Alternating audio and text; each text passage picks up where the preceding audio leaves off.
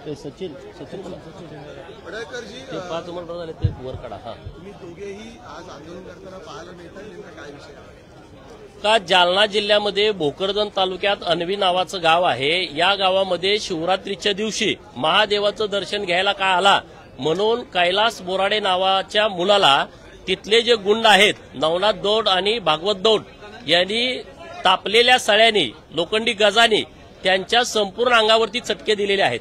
त्याचे व्हिडिओ समाज माध्यमामध्ये व्हायरल झालेले आहेत. परंतु त्या प्रकरणाची इतकी चर्चा झाली नाही. आज एकच नवनाथ दौड फक्त अटक आहे, बाकीचे लोक फरार आहेत.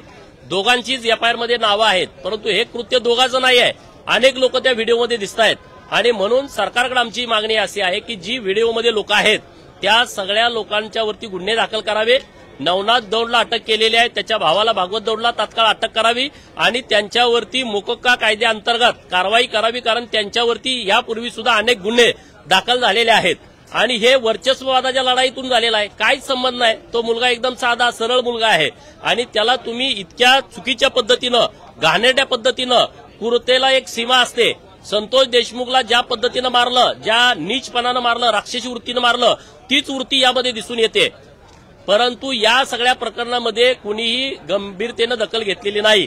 माननीय मुख्यमंत्री महोदयांना काल भेटलो, त्यांनी सक्त सूचना जालना एसपीना काल दिलेल्या आहेत. परंतु रोज उठून तुम्ही किती लोकांना मारणार? 5 मर्डर हे जालना जिल्ह्यामध्ये झालेले आहेत. त्याची पण मी यादी घेऊन आलेलो आहे. जवळपास 5 मर्डर गेल्या 2 वर्षात झालेले आहेत. त्यामध्ये रामदास जोशी नावाचा एक धनगरवाडी तालुका भोकरदनचा मुलगा आहे, त्याच्या अंगावरती ट्रॅक्टर घातला. मी त्या गावात गेलो होतो. संतोष दानवे साहेब आणि नारायण कुचे साहेब माझ्यासोबत होते. नंतर 29/6/21 डोंगरगाव सायगावला तिथल्या एका मुलाचा मर्डर केला, शिवाजी बाबासाहेब पितळे. त्यातले अजून काही आरोपी अटक व्हायचे बाकी आहेत. त्रुटीमुळे काही सुटले. पाटोदा तालुका मंठा जिल्हा जालना इथं किरकोळ कारणावरनं तुकाराम आबासाहेब सरावणे याचा मर्डर करून टाकला. एक नाही अशी अनेक प्रकरणं आहेत. अतुल खनके या तरुणाला अखनी तालुका मंठा जिल्हा जालना इथं त्याचा मर्डर केला. आणि कोकाटे हातगावचं प्रकरण सगळ्यांना माहित आहे, मीडियामध्ये आलं होतं. तिकडं लातूरला माऊली सोट नावाचा पोरगा प्रेम प्रकरणातून त्याचा मर्डर करून टाकला. 2.5 तास त्याला मारत होते. 2.5 तास पाणी मागितल्यानंतर त्याच्या तोंडात लघुशंका केली. 2.5 तास कुणालाही जवळ येऊ दिलं नव्हतं, दवाखान्यात द्यायचं म्हटलं तरी. मग पोलीस आल्यानंतर त्याला दवाखान्यात दिलं, तेव्हा त्याचा मृत्यू झाला होता. एक ना अनेक प्रकरणं अशी सुरू आहेत. तर या बाबतीमध्ये सरकारनं काहीतरी निर्णय घ्यावा.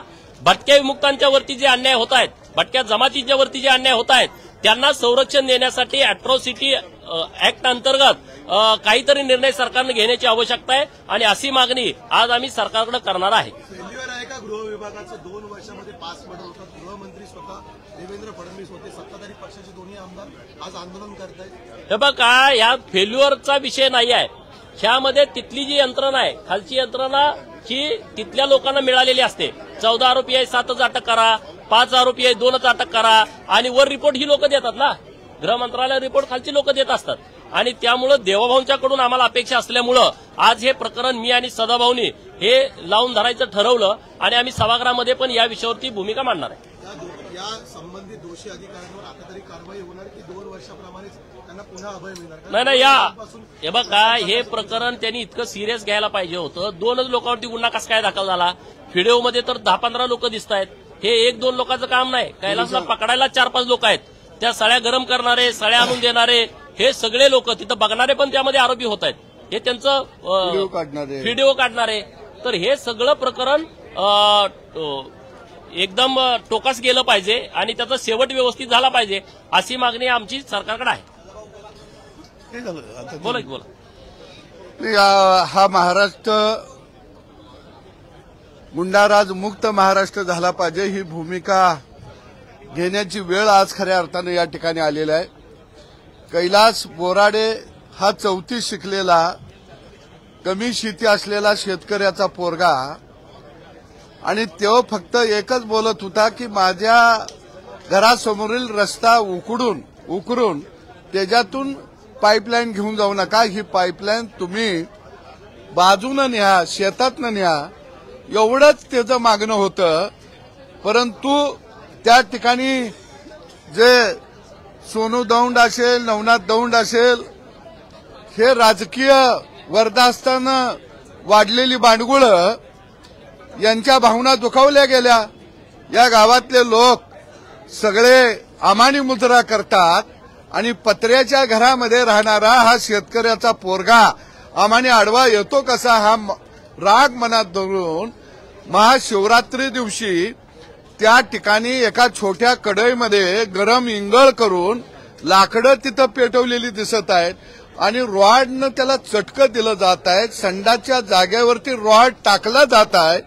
अरे ही क्रूरता तुमच्या मनामध्ये आली कुठून? आणि म्हणून या राज्यामध्ये राजकीय आश्रयाखाली वाढत असलेली गुंडागर्दी कुठंतरी आता नष्ट झाली पाहिजे. राजकीय लोकांना वाटत आहे की आपण आता टोळ्या पद्धतीनं राज्य चालवायचं, टोळ्या बाळगायच्या जवळ, आणि न्याय जनतेला आता पोलिसाच्या दरबारात नाही तर जनतेला न्याय आता आमच्या दरबारातून सुरू झाला या अशी भावना या राज्यामध्ये राजकीय काही लोक गुंड टोळ्या बाळगून मनामध्ये बाळगायला लागलेले आहेत. आणि म्हणून एकतर हे गुंड आता सळ्याच्या आत असली पाहिजे ते, नाही राज्य सोडून पळून गेली पाहिजे ते, ही मागणी आम्ही देवाभाऊंच्याकडे घेऊन आलोया. आणि हा महाराष्ट्र आता गुंडा राजमुक्त महाराष्ट्र अशी घोषणा होणं आता अत्यंत गरजेचं आहे. भाऊ 2.5 वर्ष महायुतीचं सरकार होतं, मुख्यमंत्री देवेंद्र फडणवीस नव्हते, आता मुख्यमंत्री झालेले आहेत.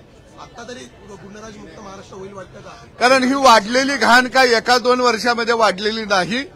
कारण या राज्यामध्ये एक मोठी दरी निर्माण झालेली आहे आणि ती पहिल्यांदा दरी मोडण्याचं काम छत्रपती शिवाजी राजांनी केलेलं होतं. वाडं उद्ध्वस्त केलेलं होतं, गड्या उद्ध्वस्त केलेल्या होत्या, जहागिऱ्या नष्ट केलेल्या होत्या.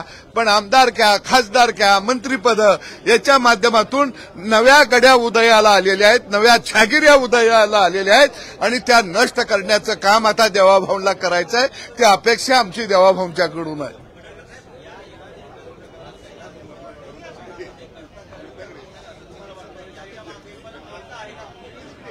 नाही ते शोधावा, पोलिसांनी शोधावा कोण. मी नाही गेलो, मी अजून तिकडे गेलो नाही, पण मी जाणार आहे. चला ओके.